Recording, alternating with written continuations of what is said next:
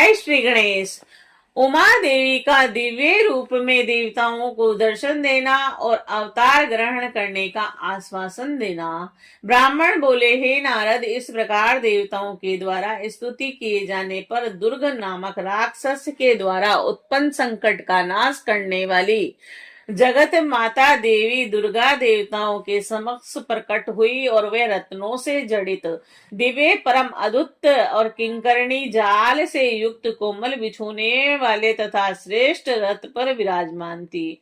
करोड़ों सूर्यों से भी अधिक प्रभाव युक्त रम्य अंगों से भासित अपनी तेजो राशि के बीच विराजमान सुंदर रूप वाली अनुपम छवि से संपन्न अतुलनीय महामाया सदा शिव के साथ विलास करने वाली त्रिगुणात्मिका गुणों से रहित नित्या शिव लोक में निवास करने वाली त्रिदेव जननी चंडी शिवा, सभी कष्टों का नाश करने वाली सबकी माता महानिद्रा, सभी स्वजनों भक्तों को मोक्ष प्रदान करने वाली और उन भगवती शिवा को तेजो राशि की प्रभा के रूप में देवताओं ने देखा, किंतु उनके प्रत्यक्ष दर्शन की अभिलाषा वाले देवताओं ने पुनः स्तुति की और इसके बाद भगवती के दर्शन के अभिलाषी देवगण उन जगदम्बा की कृपा प्राप्त करके ही उनका प्रत्यक्ष दर्शन कर सके। देवी के दर्शन से सभी देवगणों को महान आनंद प्राप्त हुआ। उन्होंने बार बार उनको प्रणाम किया और वे विशेष रूप से उनकी स्तुति करने लगे। देवता बोले, हे शिवे, हे सर्वांगणी, हे कल्याणी, हे जगदम्बा, हे महेश्वरी, हे दुर्गे, हम सभी देवता सबके दुखों का नाश करने वाली आपको सदा प्रणाम करते हैं। हे देवेशी, वेद एवं शास्त्र भी आपको पूर्ण रूप से नहीं जानते हैं। हे शिवे, आपका ध्यान एवं महिमा वाणी एवं मन से अगोचर है और श्रुति भी चकित होकर सदा अदत्त व्यावृत्ति से नेति नेति कहते हुए आपका वर्णन करती है, तो फिर दूसरों की बात ही क्या है। हे शिवे, भक्ति से आपकी कृपा प्राप्त करके बोध से भक्त आपकी महिमा को जानते हैं। आपके शरणागत भक्तों को कहीं भी भय आदि नहीं होता। हे जगदम्बिके, हम सब आपके दास हैं, अतः अब आप प्रेम युक्त होकर हमारी प्रार्थना सुने। हे देवी, हम लोग आपकी महिमा का थोड़ा सा वर्णन करते हैं। आप पहले दक्ष की पुत्री होकर शिव जी की प्रिया बनी थी। आपने उस समय ब्रह्मा तथा अन्य लोगों के महान दुख को दूर किया था और आपने अपने पिता से अनादर प्राप्त कर अपनी प्रतिज्ञा के अनुसार अपने शरीर का त्याग किया और आप अपने धाम को चली गई थी और इसके कारण महादेव जी ने दुख पाया था।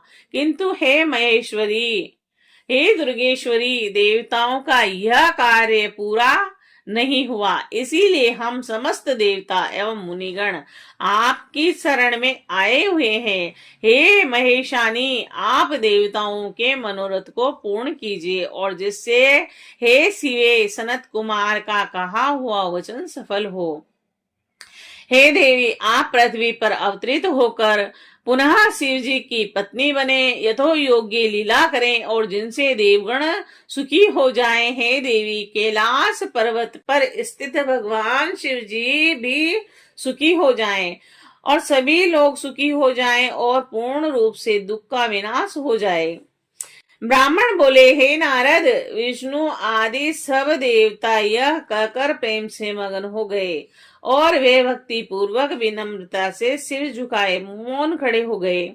शिवा भी देवताओं की स्तुति सुनकर प्रसन्न हो गई और अपनी स्तुति के कारण का विचार कर तथा प्रभु शिव जी का स्मरण कर भक्त वत्सला तथा दयामयी उमा देवी, विष्णु आदि उन देवताओं को संबोधित करके हंसकर कहने लगी। उमा बोली, हे हरे, हे विदे, हे देवताओं, हे मुनिगणों, अब आप सभी लोग दुख रहित हो जाइए और मेरी बात सुनिए। मैं आप लोगों पर प्रसन्न हूँ, इसमें संदेह नहीं।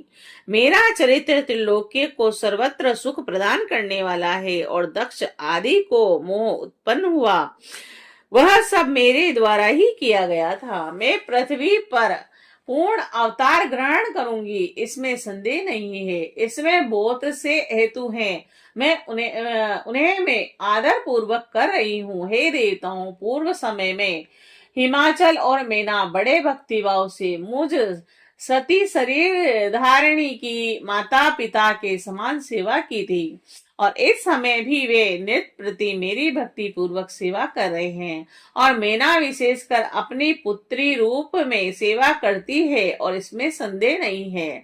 अतः रुद्र तथा आप लोग अपने अपने धाम को जाएं और मैं हिमालय के घर अवतार लूंगी, इससे सभी लोगों का दुख दूर हो जाएगा। आप सब लोग अपने अपने घर जाएं और चिरकाल तक सुखी रहें। मैं मैना की पुत्री के रूप में अवतार लेकर सभी को सुख प्रदान करूंगी।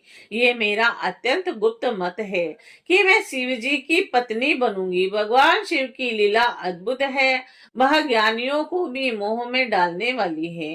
हे देवगणों, जब से मैंने दक्ष के यज्ञ में जाकर पिता द्वारा अपने स्वाभिमान का अनादर देखकर दक्षोत्पन्न अपने शरीर को त्याग दिया है, उसी समय से वे काला अग्नि संजक स्वामी रुद्रदेव दिगंबर होकर मेरी चिंता में संलग्न है और मेरे रोष को देख कर अपने पिता के यज्ञ में गई हुई धर्मज्ञ सती ने मेरी प्रीति के कारण अपना शरीर त्याग दिया। यही सोच करके वे घर छोड़कर अलौकिक वेश धारण कर योगी हो भटक रहे हैं और वे महेश मेरे सती रूप का वियोग सहन नहीं कर पा रहे हैं। उन्होंने उसी समय से काम जन्य उत्तम सुख का परित्याग कर दिया है और मेरे निर्मित कुवेश धारण कर वे अत्यंत दुखी हो गए। हे विष्णु, हे विदे, हे देवगणों, हे मुनिगणों, आप लोगों महाप्रभु परमेश्वर की भवन पालनी अन्य वे मेरी अस्थियों की माला बनाकर भुवन पालनी अन्य लीला भी सुने। ज्ञानी होते हुए भी विरह में व्याकुल वे मेरी अस्थियों की माला बनाकर धारण किए रहते हैं, फिर भी उन्हें कहीं भी शांति नहीं मिलती है। वे प्रभु अनाथ के समान इधर उधर घूमते हुए ऊंचे स्वर में रोते रहते हैं। उन्हें उचित तथा अनुचित का ज्ञान भी नहीं है और इस प्रकार वे प्रभु सदाशिव कामनियों की गति दिखाते हुए लीला करते फिरते हैं और कामुक की भांति विहार कुलवाणी बोलते रहते हैं। वैसे वस्तुतः निर्विकार तथा दीनता से रहित अजित परमेश्वर परिपूर्ण स्वामी मायाधीश तथा सब के अधिपति हैं। वे तो लोका अनुसरण कर ही लीला करते हैं, अन्यथा उन्हें मोह तथा काम से प्रयोजन ही क्या है। वे प्रभु न तो किसी विकार से अथवा माया से ही लिप्त रहने वाले हैं। वे सर्वव्यापी रुद्र मेरे साथ विवाह करने की प्रबल इच्छा रखते हैं। अतः हे देवगणों, मैं पृथ्वी पर मैना और हिमाचल के घर में अवतार ग्रहण करूंगी और मैं रुद्र के संतोष के लिए लौकिक गति का आश्रय लेकर हिमालय पत्नी मैना में अवतार ग्रहण करूंगी। कठोर तपस्या कर कर रुद्र की भक्त तथा प्रिया होकर मैं देवताओं का कार्य करूंगी और यह सत्य है, इसमें संदेह नहीं है। आप सभी लोग अपने निवास को जाइए और रुद्र का भजन कीजिए और उन्हीं की कृपा से समस्त दुख दूर हो जाएगा, इसमें संदेह नहीं है।